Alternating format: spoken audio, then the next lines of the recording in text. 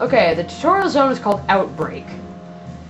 It's pretty straightforward. A bunch of people on drugs are going around throwing rocks, and you have to give Macy justice. Okay, when you first start, you're going to be blasted by info. Now, these are the basic controls. W to go forward, S to go back, and A to strafe left, and D to strafe right. Now, I don't like that control setup, so usually the first thing I do is go up here to menu and change it. Key mapping. Now, this game is completely customizable. It really is, so I'll just set that to Q, E, A, D. Alright, that's good. Now, like I said, really customizable. Everything can be clicked and dragged. You can actually, I sometimes see how many windows I can get open at once. You can really do anything. Like, you can even separate the map and put it over there. So, well, I'm just going to put it to my normal. What I usually do is put life and energy over there, map and navigation over there, and target right in the center. Okay, first thing you want to do is just kind of hop around, hubbub, and you can zoom in and out. Now, the first thing you do is contacts. Contacts are really the quest givers. They give you missions. They're fun. This guy is talking to me. Gives a little dialogue. I like how all the contacts are really fleshed out in this game. So I click X my available missions. Okay, he wants me to figure out what the heck is going on with all these crazy drug people, so he gives me a sample, which is my clues. Now, you can't really see these, which is unfortunate. They have to put this in. But it also means you don't really have to manage an inventory. They just kind of sit there in your clues menu. So anyways, I'm just going to run over to this little pointy thing. That's your beacon, I call it. It tells you where do you want to go for your mission. So I just click on this guy to talk to him. Thank you. The sample will help our research immensely. Since you are new to Paragon City, you should familiarize yourself with the way hospitals work here. There's an information terminal in front of the Rivera Medical Center next to me that you need to read. Okay, this is basically explaining what happens when you die. When you die, like, you get beaten up by the various thugs and aliens and eldritch creatures you fight. You end up at a hospital, like this one. And there's really not much else. You just kind of wind up there, teleported automatically with full health.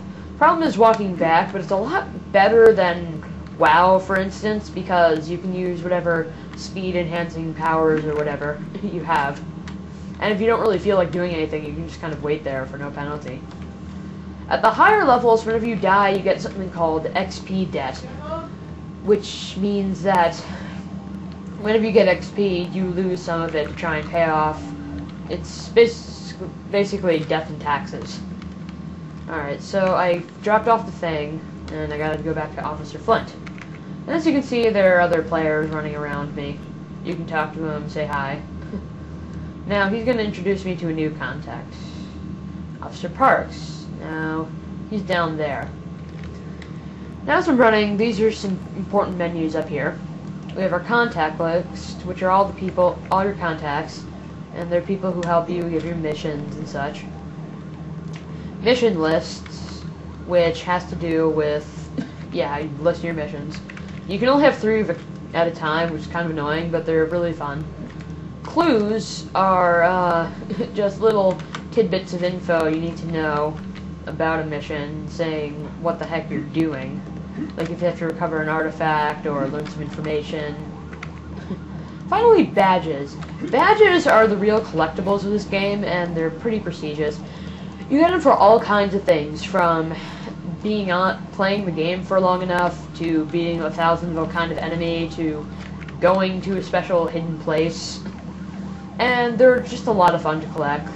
It gets really addicting. Now, first thing, we're going over to Officer Parks here. Pardon my stuttering. He's explaining to me how to fight. Okay, it's telling me to talk to these two other people who are over there.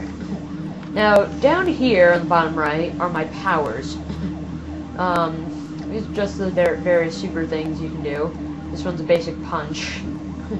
This one is sprint, which you can turn on, makes you move faster. And jump higher.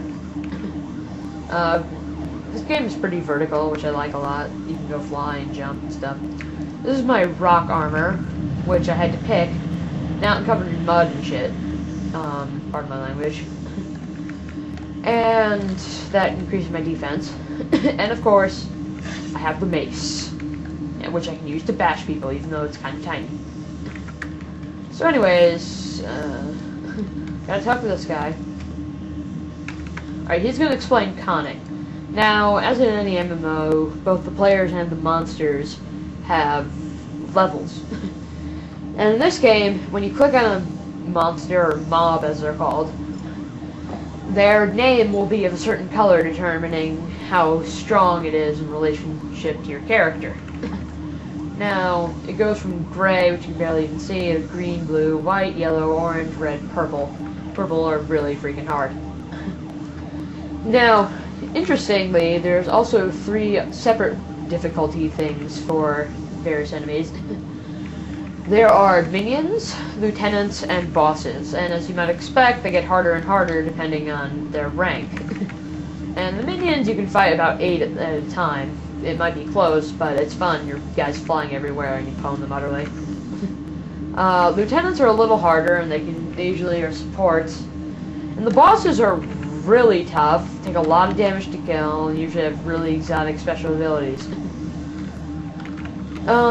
In addition, there are 3 other kinds of grades. There are the elite bosses, which are really hard, and usually only found in missions. There are arc villains, which are even harder than that, which usually take an entire team to fight, because otherwise they'll just pwn you. And finally, there are giant monsters, which we'll talk about later, maybe. Okay, this guy. He's teaching me how to target and attack. It's pretty simple. You click on this guy, and once you get close enough, you can click on a power, and you automatically take out your weapon and start whacking. And I missed there. These guys are rickety combat drones, and they're just kind of floating there, for you to practice powers on.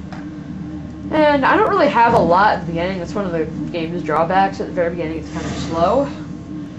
But it's fun anyway, especially when you land a really good hit and they get smacked like that. I'm a mace warrior. Okay, so once you get bored whacking on these guys, they never really take any damage. But they're kind of fun too. Let's get one more thing. Oh, another nice feature is that you don't actually have to be next to them, usually. What happens is you can click on a power down here and a little red brackets will be surrounding it. That means as soon as you get close enough to your enemy, you'll just automatically use power, which is extremely useful. Another good thing, you can do that, and you press the F key, and you automatically follow them. So even if they're running or jumping around like they do in WoW, you can still hit them, and it's not such a big deal. Well, I'm done smacking those things. Guess I'll talk to this guy. Okay, Alright, now we're gonna get some real combat. The drugged out guys, as I was telling you about, are causing a rampage, and I have to go beat up 2 of them. That shouldn't be too hard.